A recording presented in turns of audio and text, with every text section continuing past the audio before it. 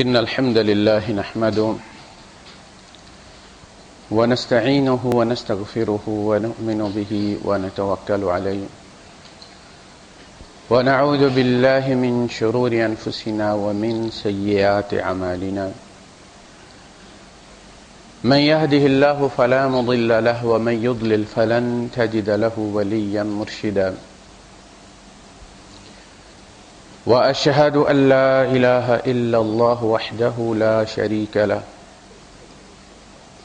ولا ضد ولا ند ولا مثيل له ولا مثال له وأشهد أن سيدنا ومولانا ومعلمنا ومرشدنا ومخرجنا من الظلمات إلى النور محمدا عبده ورسوله أرسله الله بالحق بشيرا ونذيرا وداعيا إلى الله بإذنه وسراجا منيرا فقد بلغ الرسالة وأدى الأمانة ونصح الأمة وكشف الغمة فترك أمته على المحجة البيضاء ليلها كنهارها لا يزيغ عنها إلا هالك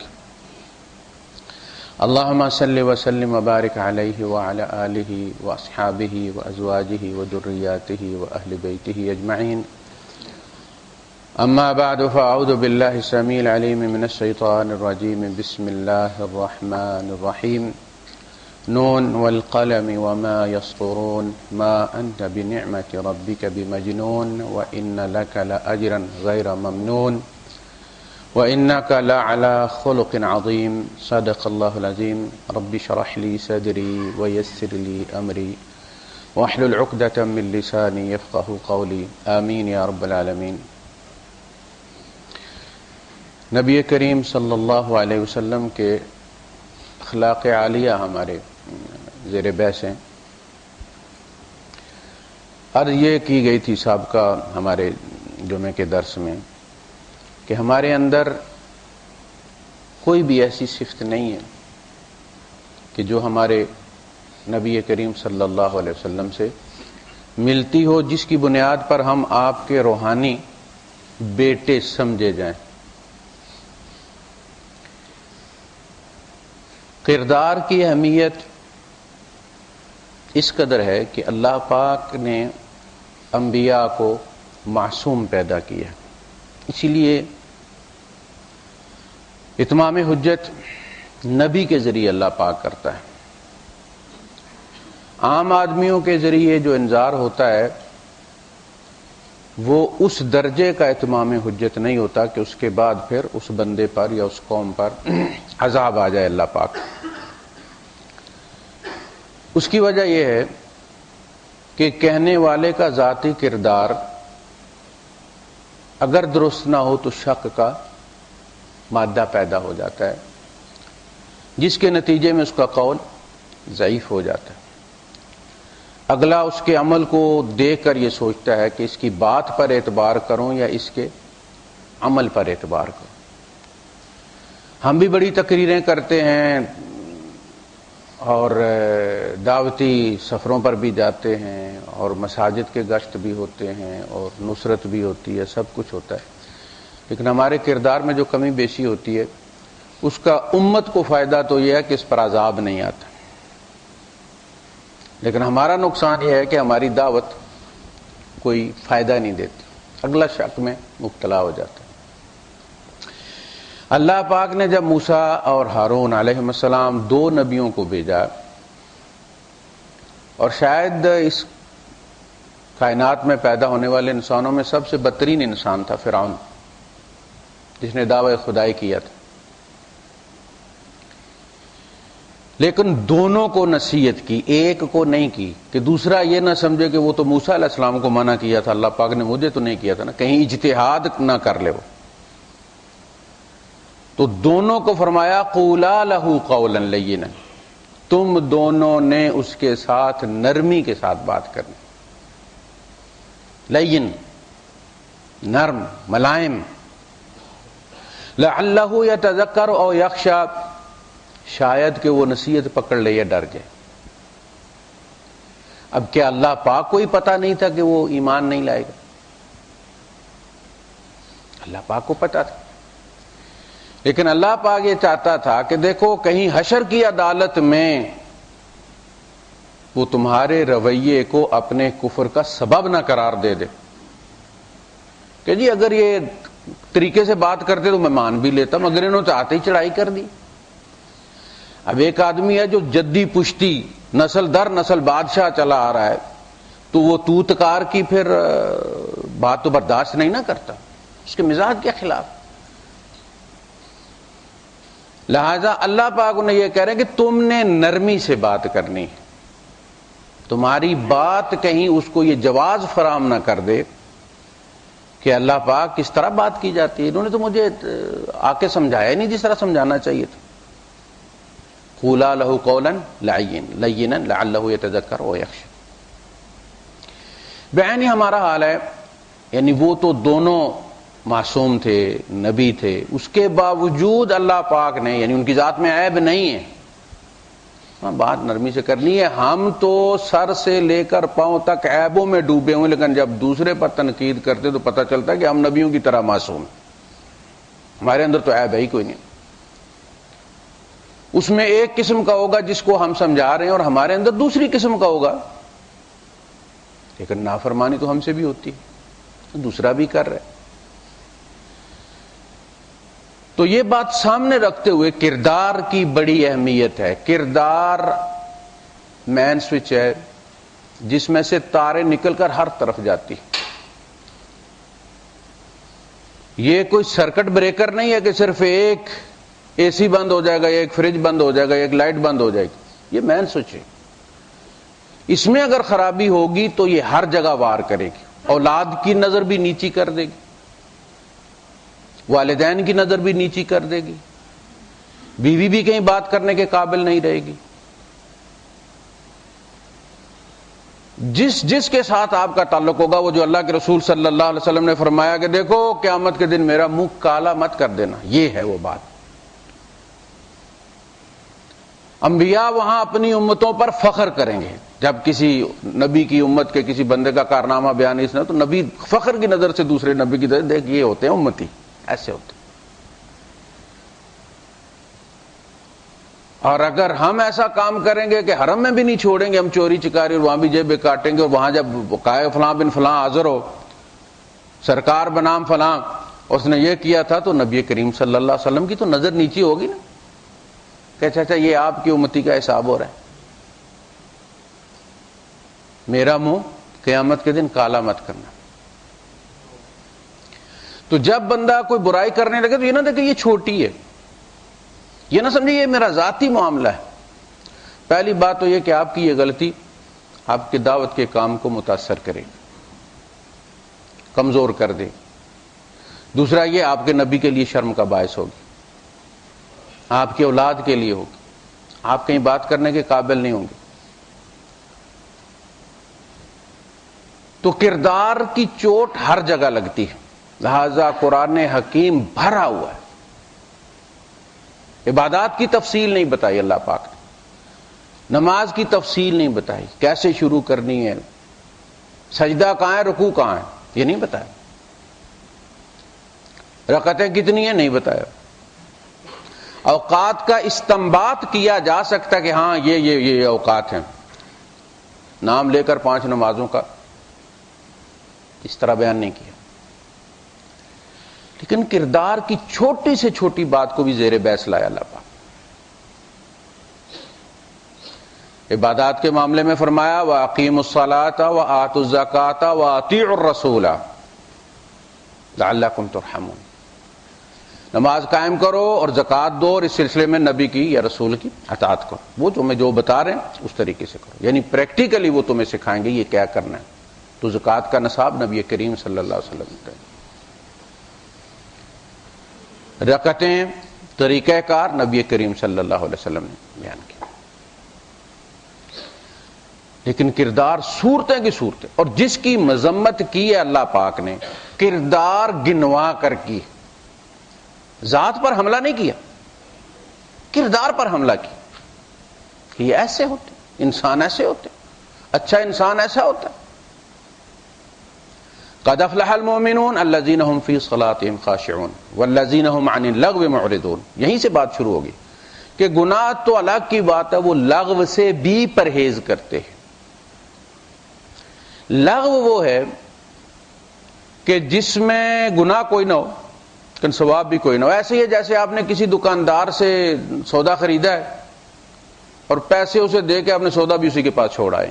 یہ اسی طرح آپ کا وقت خرچ ہوا نا اس لغو میں، تو پیسے تو آپ نے دے دی.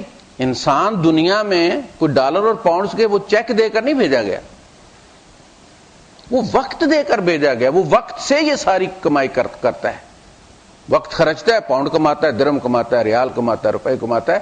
وہ وقت اصل جو کیپٹل ہے وہ وقت ہے، والعصر، اور وہ وقت جو تیزی سے گزرنے والا ہے. ان الانسان لفی خسر، یہ وقت ہی فیصلہ کرے گا کہ کون گھاٹے میں رہا اور کون نفع میں رہا. اب بھی ایک مزدور اپنے 10 گھنٹے خرچ کرتا ہے، وہ 30 یا 40 درہم لیتا ہے اس کے. ایک انجینئر اس کے وہ 200 درہم لے لیتا، 400 درہم لے لیتا. تو وقت فیصلہ کرتا ہے نا، وہ ٹائم انٹو انکم ہوگا نا. وقت اتنا خرچ کیا، انکم اتنی ہوئی، فائدہ ہو گیا. تو وقت ہی اصل میں ہمارا سرمایہ ہے. لغو میں بھی ہم نے وقت خرچ کر دیا، حاصل کچھ نہیں کیا، کہا یہ خسارہ. حضور نے فرمایا فہو مغبون، جس کا کل کا دن اور آج کا دن برابر ہے، فہو مغبون، غبن، تو وہ گھاٹے میں رہا ہے. ہونا یہ چاہیے تھا جیسے آپ کاروبار میں یہ کہتے ہیں کہ کل سے آج کا دن زیادہ کمائی والا ہونا چاہیے تاکہ آپ کا بزنس بوسٹ کرے. کل آپ کے پاس ایک دکان تھی، اگلے سال 2 دکانیں ہو جانی چاہیے. یہ ہے نا، کہا یہی اصل میں تجارت ہے. آخرت کے بارے میں بھی یہی ہے. تو کردار کی بڑی اہمیت ہے. کردار لوگوں کو قریب لاتا ہے. اخلاقیات، آپ جب کسی کے ساتھ اچھائی کرتے ہیں، اگلے کے دل میں آپ کا احترام پیدا ہوتا ہے، محبت پیدا ہوتی ہے. وہ محبت قریب لاتی ہے. وہ محبت آپ کی بات کے لیے دل کا دروازہ کھولتی ہے، جس طرح انسولین کھولتی ہے اصل میں دروازہ جہاں شوگر جا کے پھر جلتی ہے اور طاقت میں تبدیل ہوتی ہے.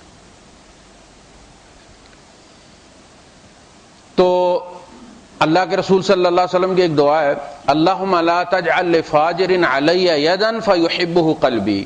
اے اللہ، کسی فاجر کا احسان میرے اوپر نہ ہونے دینا، اس کا ہاتھ میرے ہاتھ کے اوپر نہ ہونے دینا، میرا دل اسے محبت کرنے لگ جائے گا. دیکھا، فاجر سے محبت عیب ہے نا. وَدَخْلَ وَنَتْرُكُ مَنْ يَفْجُرُكَ، اے اللہ جو تیرا فاجر ہے ہم اس سے قطع تعلق کرتے ہیں اور اسے چھوڑتے ہیں. ہم ہر روز یہ یاد کرتے ہیں. تو حضور نے فرمایا کہ اللہ کسی فاجر کا احسان مجھ پر نہ ہونے دینا، میرا دل اسے فَيُحِبُّهُ قلبی، میرا دل اسے، چونکہ دل اختیار میں نہیں، آٹومیٹیکلی جو احسان کرتا ہے اس سے یہ انس محسوس کرتا ہے. قاضی شریح عمر فاروق رضی اللہ تعالیٰ کے پاس آئے اور کہنے لگے کہ مجھے آپ قاضی کے عہدے سے معزول کر دیں. ہم نے فرمایا کیوں؟ کہنے لگے کہ ایک بندے کا کیس تھا میرے پاس، تو اس کا بیٹا ایک دن میرے گھر آیا اور وہ رطب لے کر آیا. رطب جو کچی پکی کھجور ہوتی جس میں ابھی پانی کی رطوبت باقی ہوتی، تو وہ رطب. اور اس نے میرے بیٹے کو دیا وہ ٹوکرا اور کہا کہ یہ میری طرف سے تحفہ ہے. بیٹا اندر لایا. میں نے اس کہا بھائی کون دے کر گیا ہے؟ تو اس نے کہا اس طرح کا بندہ تھا. تو مجھے یاد آیا کہ اس قسم کے بندے کا تو میرے پاس ایک کیس ہے. تو میں نے وہ ٹوکرا واپس کروا دیا. میں نے اسے کہا کہ یہ لے کر جاؤ اور اسے واپس کر دو. ٹوکرا واپس ہو گیا. کہتے اگلی پیشی پر جب وہ آیا، اگرچہ میں نے وہ ٹوکرا وصول نہیں کیا تھا، اگرچہ میں نے عدل کیا، لیکن میرے دل میں اس کی محبت تھی. میرا دل اس کے فریق مخالف کی بجائے اس سے انس محسوس کر رہا تھا. میں دیانت یہ سمجھتا ہوں کہ یہ خیانت تھی. میرا ضمیر یہ کہتا ہے کہ میرے لیے دونوں برابر ہونے چاہیے, لیکن میں کیا کروں دل کا. میری ایک پسندیدہ چیز لایا تھا, اگرچہ میں نے قبول نہیں کی, لیکن بہرحال اس کا ایک پلس پوائنٹ میرے دل میں بن گیا, اور میں سمجھتا ہوں کہ ایسا بندہ قاضی نہیں ہونا چاہیے. آپ نے کہا نہیں, جس نے یہ محسوس کر لیا ایسے بندے کو قاضی ہونا چاہیے, اس لیے کہ آپ کی گارنٹی ہوگی, دوسرا آئے گا اس کی گارنٹی کوئی نہیں. تو آپ کھڑے ہیں سڑک کے کنارے, کوئی آپ کو اٹھا نہیں رہا, گرمی ہے شدت کی, وقت ہاتھ سے نکلا جا رہا ہے, اگلے دن عید ہے, آپ نے پہنچنا ہے. اس حالت میں کوئی بندہ آ کے آپ کے لیے گاڑی کھڑی کرتا اور کہتا جی بیٹھ جائیے. آپ نہ تو اس سے اس کا مذہب پوچھیں گے, نہ آپ اس کی فقہ پوچھیں گے, نہ اس کا مسلک پوچھیں گے, نہ مشرب پوچھیں گے, لیکن آپ یہ کہ اس آپ کے دل میں اس کا ایک نشان بن جائے گا, آپ اس کو گرین نمبر دے دیں گے کہ یہ بندہ بہت اچھا ہے, اگرچہ وہ شرابی ہو, وہ زانی ہو, انہیں کوئی چوری کی ہوئی ہو, لیکن آپ کے ساتھ اس نے بھلائی کی ہے تو وہ بندہ بھلا ہے. آپ جہاں کہیں بھی جہاں بھی اس دن کا ذکر کریں گے آپ کہیں گے پھر اللہ کا ایک ولی آیا یار, یار ایک اللہ کا بندہ آیا ہے, ایک شریف آدمی آیا یار, ایک بڑا اچھا انسان آیا یار. یہ کردار, اصل تبلیغ کردار کرتا ہے, جگہ وہ بناتا ہے, اسپیس وہ بناتا ہے, مٹیریل آپ رکھتے. یہ جتنی بھی ہمیں بد عادتیں بچپن میں پڑی ہیں یہ دوستوں کے پیار کی وجہ سے پڑی ہیں. دوست پیار میں سگریٹ پر لگا لے تو یار ایک کش تو لگا نو, کوئی نہیں قیامت آتی چھوڑ دینا. اور فری میں جو بھی لت پڑی ہے جس بندے کو بھی پیسے سے خرید کے نہیں پڑی, ہمیشہ دوست نے تحفے کے طور پر ہی ڈالی ہے. تو یار پیسے میں دے دوں گا یار, تو بندہ کہتے مفت میں کرنے میں کیا ہے. یہ ہے اصل چیز کہ پیار محبت سے برے رستے پر بھی لگایا جا سکتا ہے, اچھے رستے پر بھی لگایا جا سکتا ہے. کردار کے زور پہ بات منوائی جا سکتی ہے.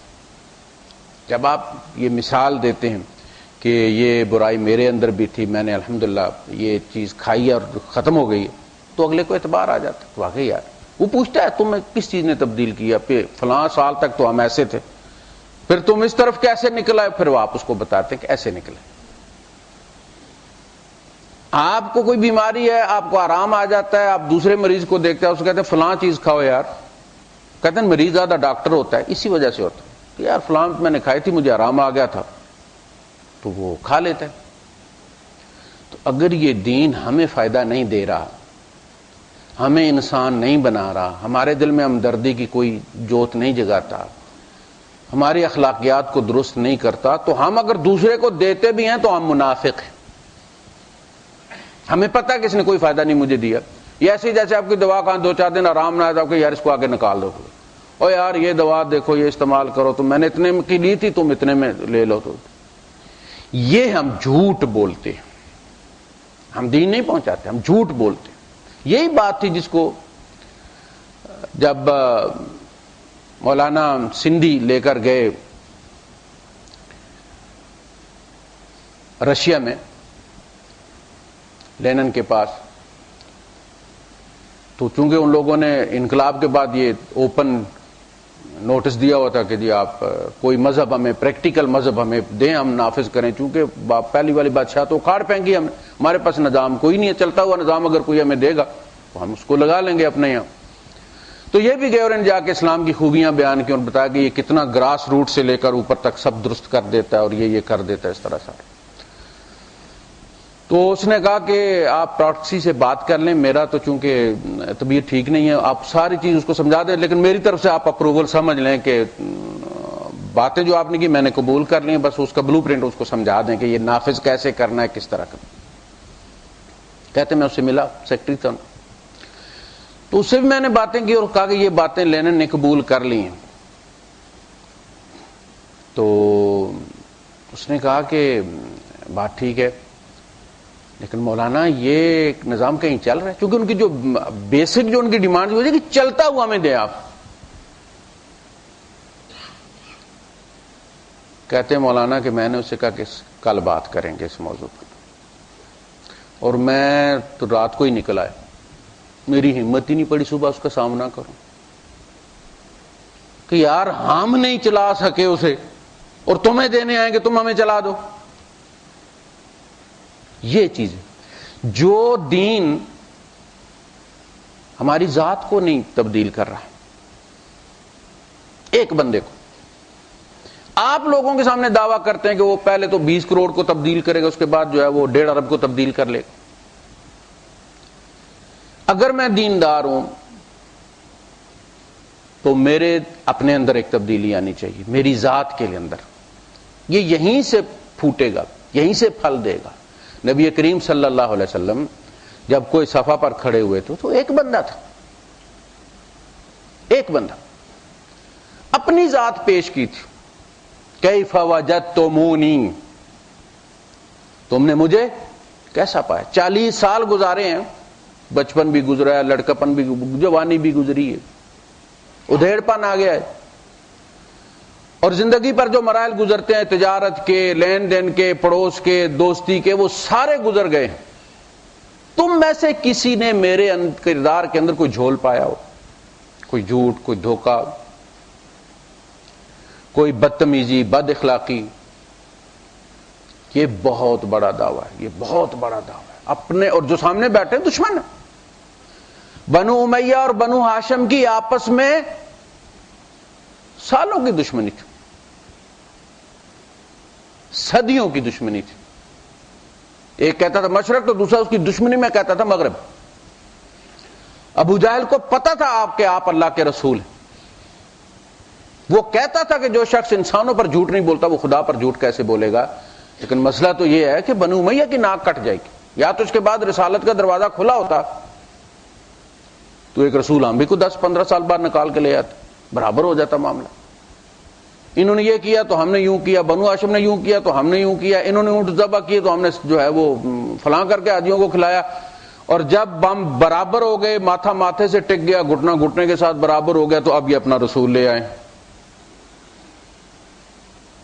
تو کیا تھا؟ عداوت تھی نا. سامنے دشمن ہے لیکن وہ دشمن کردار پر انگلی نہیں اٹھا سکتا. ابو سفیان لڑ کر گئے ہیں غزوہ بدر میں، ان کا سسر بھی مارا گیا ہے، ان کا سالہ بھی مارا گیا ہے، دیگر رشتہ دار بھی مارے گئے ہیں، زیادہ تر بنو امیہ سے بنے تھے لوگ. لیکن کیسر کے دربار میں وہ کھڑے ہو کر کہتے ہیں کہ محمد میں ہم نے کوئی عیب نہیں پایا. یعنی یہ ہے اصل میں اسلام کی ابتدا، نبی کریم صلی اللہ علیہ وسلم کا کردار. جو کوئی صفحہ پر کھڑا ہے وہیں سے اسلام پھوٹا ہے، اور آج وہی ہمارے اندر نہیں ہے. آج وہی ہمارے اندر نہیں ہے.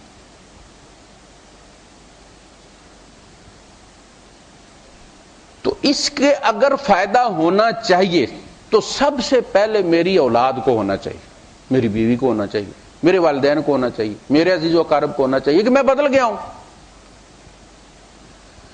ایک مصنوعی چیز اپنے اوپر طاری کر لینا، صرف کپڑے تبدیل کر لینا، داڑھی رکھ لینا، تسبیح کرنا، نماز شروع کر دینا، یہ میرا ذاتی معاملہ ہے. دوسروں کو اگر میں نے تتے توے پہ کھڑا کیا ہوا ہے تو وہ کون سا اسلام ہے؟ وہ کیسے قبول کریں گے میری دعوت کو؟ یہ تو میں اپنی قبر کی فکر کر رہا ہوں نا، نبی کی دعوت کی فکر تو نہیں کر رہا. اگر نبی کی دعوت کی فکر ہے تو پھر وہ کام کرنے چاہیے کہ لوگوں کے دل ہمارے لیے کھل جائے. ہم غیر مسلم سے نفرت کرتے ہیں اور غیر مسلم ہماری مارکیٹ ہے. کوئی دکاندار اپنے گاہکوں سے دشمنی کر کے نفرت کر کے دکان چلا سکتا ہے؟ کبھی نہیں. دکاندار تو اخلاق کی بنیاد پر دکان چلتی ہے. اگر ہم اپنے کردار سے ان کے اندر اپنی نفرت بھر دیں گے، پیار سے پیش نہیں آئیں گے، ہم اپنے عمل سے محبت نہیں جتائیں گے کہ ہمیں ان کی فکر ہے. اس کا بچہ بیمار ہو گیا، آپ کا پڑوسی ہے، چاہے وہ ہندو ہے، چاہے وہ عیسائی ہے، چاہے وہ یہودی ہے، اس کا بچہ بیمار ہو رہا ہے، آپ اگر اسے یوں محسوس کریں کہ آپ کا بچہ بیمار ہو گیا ہے، آپ کو ہاتھ پاؤں پڑ جائیں، آپ اسے کہیں کہ لے چلو فلاں ہاسپٹل میں لے چلو، میری گاڑی حاضر ہے، فلاں میں لے چلتے ہیں، یار پیسے کی بھی کوئی مسئلہ نہیں ہے، تم بس ایک دفعہ بچہ گاڑی میں رکھو، لے چلتے ہیں، ایسے رات میں مت چھوڑو، یہ بچہ ہے ذرا سا بھی اس کا بخار تیز ہو گیا تو برین ہیمریج ہو جائے گا. آپ جب حقیقی اظہار کریں گے نا محبت کا اور فکر کا، تو وہ بندہ آپ کو اس جگہ رکھ لے گا کہ ہاں یہ بندہ مخلص ہے، یہ اچھا انسان ہے، اب اس کی بات سنی جا سکتی. کسی کو کوئی نقصان ہے، کوئی مسئلہ ہے، آپ فوراً مدد کر دیں، تو پھر آپ کے لیے جگہ بن جاتی ہے. لیکن اگر ہم یہ کہیں کہ اس نے ہاتھ لگا دیا پلید ہو گیا، جس کیفیٹیریا میں یہ چائے پیتا ہم اس میں چائے نہیں پیئیں گے، ان کا بچا ہوا ہے مبارک نہیں دیں گے، ان کی کوئی عید ہے ہم مبارک نہیں دیں گے، تو پھر اس کا مطلب ہے کہ ہم ہی مسلمان رہیں گے اور کسی کو ہم مسلمان نہ کریں گے نہ دین پہنچائیں گے. دین تو اصل میں اسی طرح ہوگا نا، کردار جو ہے وہ جا کے جیسے لائٹ آگے پڑتی ہے تو آپ کی گاڑی بعد میں وہاں پہنچتی ہے، آپ کی گاڑی کے آگے لائٹ چلتی ہے. یاد رکھیں آپ کی دعوت کے آگے آپ کا کردار چلتا ہے، اگر وہاں گپ اندھیرا ہے نا تو پھر کوئی فائدہ نہیں، پھر گاڑی چلے گی نہیں تبلیغ کی، اور ہم اسے معمولی چیز سمجھتے ہیں. اچھا ہوتا یہ ہے کہ جب ہمارا کردار مصنوعی ہوتا ہے لوگ ہمیں بڑا اچھا سمجھتے ہیں، گھر والے یہ سمجھتے ہیں کہ ہم ریاکاری کے لیے ہم نے ایک بیس بدلا ہوا ہے،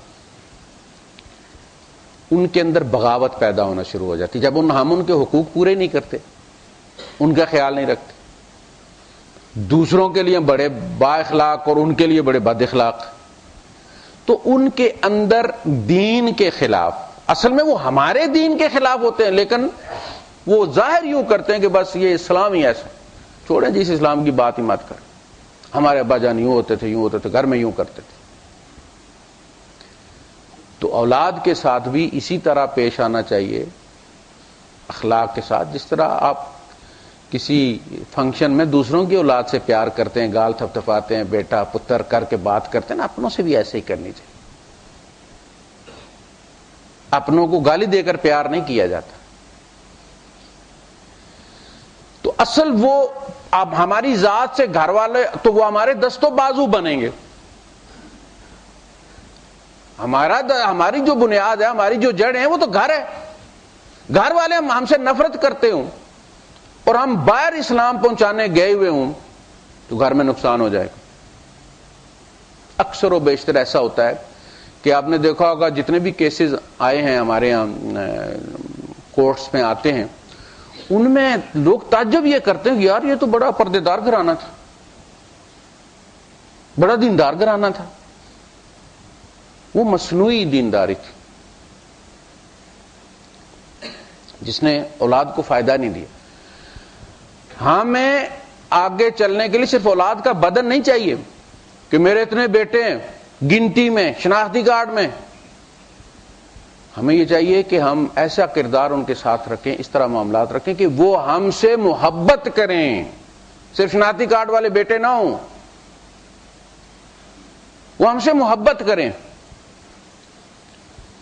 پھر وہ اس دین کو ساتھ لے کر چلیں گے. اسی طرح خواتین کا معاملہ ہے، شوہر جتنا دین کی طرف مائل ہوتا چلا جاتا اور اس کے حقوق کی طرف سے غافل ہوتا تو وہ اتنی باغی ہوتی چلی جاتی، طلاقیں ہو جاتی اور گھر اجڑ جاتے ہیں، اولاد برباد ہو جاتی. اور پھر وہ کہتا ہے جی میں تو دین کی طرف آیا ہوں، لوگ کہتے سبحان اللہ دین کی خاطر طلاق دے دیے. بھائی دین جو بیوی کو نہیں ان کے کر سکا، مسلمان تھی نا، وہ بھی کسی مسلمان گھر سے آئے تھے، کسی چیز نے تو اسے بغاوت پہ آمادہ کیا. تو کردار کی یہ تباہ کاری بھی ہے کہ آپ اگر کردار آپ کا آپ کی دعوت کے مطابق نہیں ہے اور جو بیان کیے حقوق اللہ نے آپ وہ ادا نہیں کرتے، آپ صرف داڑھی بڑھا کر سمجھتے ہیں کہ آپ مسلمان ہیں اور اچھے مسلمان ہیں، تو اس کا پھر ری ایکشن ہوتا ہے. یہ تو ہمارے اپنی مسلمانوں کا معاملہ ہو گیا کہ ایک مسلمان دوسرے مسلمان کی بات کیوں مانے جبکہ اولاد باپ کی بات نہیں مانتی. جو اب کا زمانہ چل رہا ہے اس میں بڑا مسئلہ ہے کہ ایک بندے نے ایک عقیدہ لیا ہوا ہے، وہ اس کو درست سمجھتا ہے اور اس پر جان سے فدا ہے، آپ وہ تبدیل کرنا چاہتے ہیں، تو جو چیز آپ اس کو دے رہے ہیں وہ اس چیز سے زیادہ دل آویز ہوگی، مزیدار ہوگی، میٹھی ہوگی جو آپ کے ہاتھ میں ہے، تو وہ اپنے والی چھوڑ کے آپ والی لے گا نا۔ اب دیکھیں بچہ ہے، آپ اس کے ہاتھ سے کھلونا لینا چاہیں، کہیں یہ دے دو، وہ کبھی نہیں دے گا۔ جب تک آپ اس سے خوبصورت کھلونا اس کے سامنے ہاتھ میں یہ پکڑو اور مجھے دو، وہ فوراً دے دے گا اور وہ لے لے گا آپ سے۔ یہی بچہ انسان کے اندر مرنے تک رہتا ہے۔ آپ اپنے پیار، اپنی محبت کے ساتھ وہ چیز اس کو پکڑائیں گے، وہ تبدیل ہو جائے گا۔ ہم بھی تو تبدیل ہوئے نا، پہلے کیسے کیا ہو گئے، کیسے ہوئے، اسی طرح ہوئے۔ کسی کے پیار، کسی کی محبت، کسی کی توجہ نے ہمیں تبدیل کر دی۔ یہی پیار تھا جو نبی کریم صلی اللہ علیہ وسلم نے جس نے بدلا ہے۔ جو نہ تھے خود راہ پر اوروں کے ہادی بن گئے۔ کیا نظر تھی جس نے راہزن کو مسیحا کر دیا۔ ہم کوئی بچہ پیشاب کر جائے مسجد میں تو ہم سے برداشت نہیں ہوتا، اور اللہ کے رسول صلی اللہ علیہ وسلم کی مسجد میں بدو آیا ہے، ہٹا کٹا، اور مسجد کی جو چھوٹی سی وال بنی ہوئی تھی، کوئی 1.5 فٹ کی 2 فٹ کی باؤنڈری الگ کی ہوئی تھی، اس میں اس نے دیکھا کہ اوٹ ہو گئی، جیسا ہمارے یہاں جہاں بھی اوٹ ملے بیٹھ کے پیشاب کر لیتے ہیں۔ اس نے اپنی دھوتی اٹھائی اور پیشاب کرنا شروع کر دیا بیٹھ کے۔ اب صحابہ دوڑے، تو انہوں نے کہا کیا کرنے لگے تم، کیا کرنے لگے، چھوڑ دو۔ یعنی ایک آدمی کا پیشاب جب روکا ہوا ہے تو روکا ہوا، لیکن جب چل پڑا تو اس وقت روکنا انتہائی خطرناک ہے۔ ہم نے چھوڑ دو، تسلی سے اسے پیشاب کرنے دو آپ۔ اس کے بعد جب وہ کر چکا تو آپ نے فرمایا کہ وہاں پانی بہا دو۔ کچی تھی نا مسجد، پانی اوپر سے آئے گا تو پیشاب نیچے زمین میں چلا جائے گا، پاک ہو جائے گی۔ اس کے بعد آپ نے فرمایا کہ بھائی یہ جو مساجد ہیں یہ کسی اور کام کے لیے بنائی گئی، بس اتنی ساری بات، اتنی ساری بات باہر سے آیا۔ اللہ نے اپنے نبی کے اخلاق کی کیوں تعریف کی ہے کہ ایسے لوگوں سے پالا تھا نبی کریم صلی اللہ علیہ وسلم کو۔ آپ دے رہے ہیں اور بندہ کہتا ہے بھر کے ڈالے نا، کون سا آپ کے باپ کا ہے، مال غنیمت ہے نا۔ مسجد نبی میں ڈھیر لگے ہوئے، اللہ کے رسول صلی اللہ علیہ وسلم بھر بھر کے دے رہے ہیں، اور وہ کہتا ہے بدو ہے نا، وہ کہتا ہے آپ کے باپ بھر کے ڈالیں، آپ کے باپ کا تو نہیں ہے نا، لوٹا ہوا ہے جنگ میں۔ اور آپ مسکرا دیے، آپ مسکرا دیے۔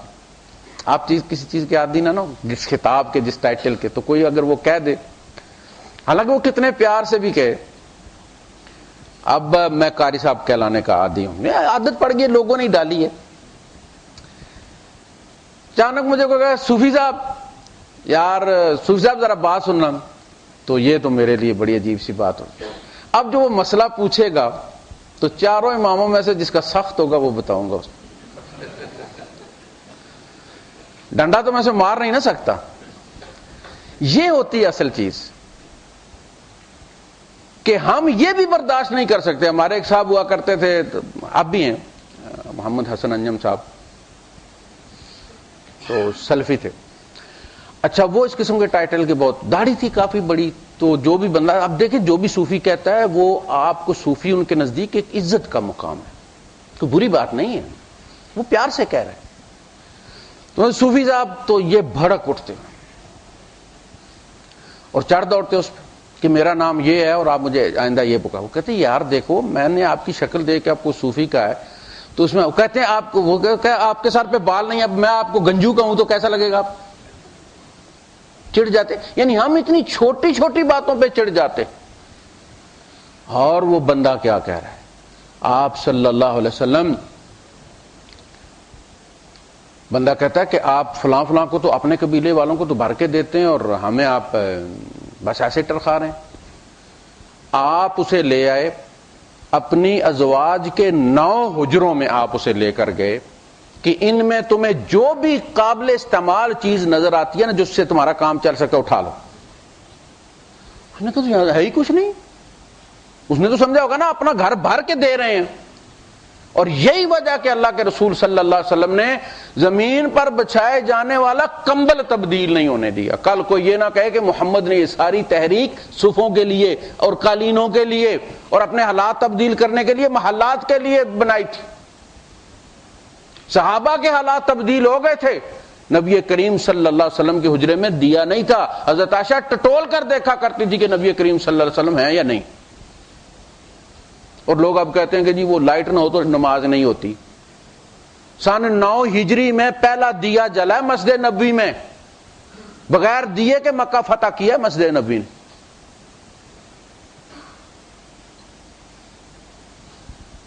تو آپ نے کوئی سہولت نہیں دی. کمبل کا ایک سرا دورہ کر کے آپ نے اس کو تکیہ بنا لیا. حضرت عائشہ صدیقہ رضی اللہ تعالیٰ نے تکیہ مانگ کے لائی ہیں کسی پڑوسی سے.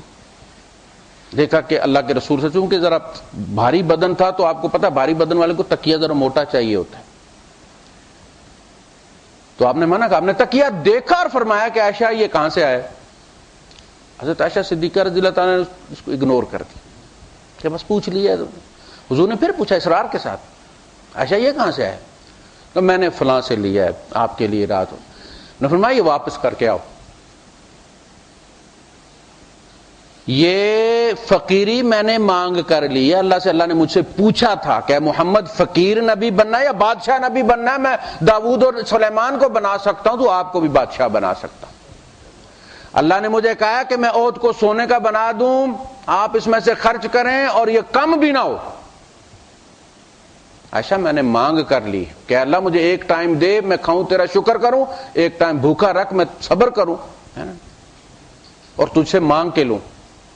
مجھے اپنے سے بے نیاز نہ کر, مانگ مانگ کر کھانے والا مجھے رہنے دے. واپس کر دیں آپ. کمبل دورہ کر دیا. صبح اٹھے تو آپ نے فرمایا عائشہ یہ میرے بستر کو کیا ہوا ہے؟ کہا کچھ نہیں ہوا, میں نے بس کمبل دورہ کیا. آپ نے کہا اسے اسی طرح پہلے طرح اکیرا کر دے, اس کو دورہ نہیں. مجھے صبح تہجد کے لیے اٹھتے ہوئے کافی محنت کرنی پڑی ہے, کافی زور لگانا پڑا. اب ہمارے اتنے موٹے گدوں پر سے کیسے اٹھا جائے گا؟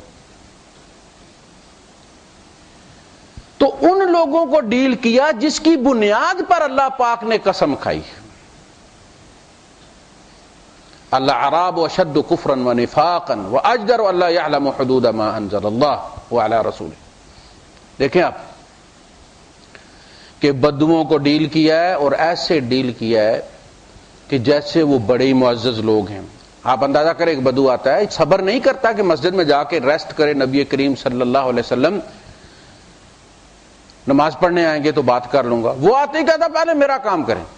9 حجرے تھے, 9 اسے پتا تو نہیں نا کہ حضور کی باری کہاں ہے, صحابہ کو پتا ہوتا تھا.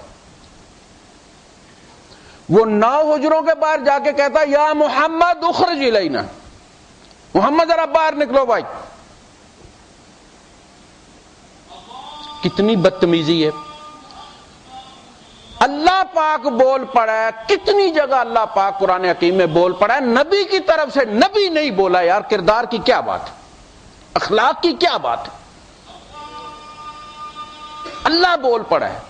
ان الذین ینادونک من وراء الحجرات اکثرهم لا یعقلون. نبی جو حجروں کے باہر کھڑے ہو کے تجھے آوازیں دیتے ان کی اکثریت کو عقل نہیں. ولو انہم صبروا حتی تخرج الیہم, کاش یہ لوگ صبر کرتے کہ آپ جب نکلتے تو آپ سے بات کرتے. اللہ تڑپ اٹھا ہے نبی کی اس توہین پر. نبی نہیں بولا, یہ ہے مقام ہمارے نبی کا, اور ہم کیا ہیں. وآخر دعوانا الحمدللہ.